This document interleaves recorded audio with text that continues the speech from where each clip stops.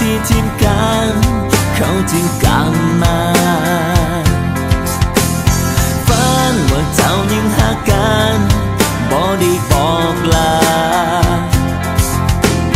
ฝันว่าเจ้าอยู่ข้างกันเหมือนดังที่ผ่านมาฝันมันคือความฝันเพราะความจริงนั้นที่เจ้าให้กันมันคือน้ำตาที่ไหลมา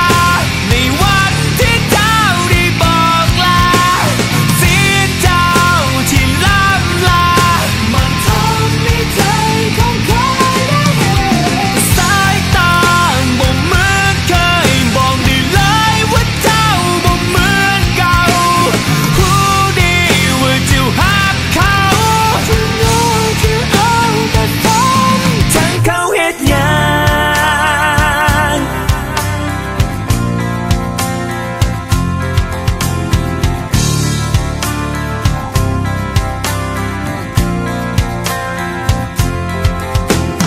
ฝันหลับลงก็ฝัน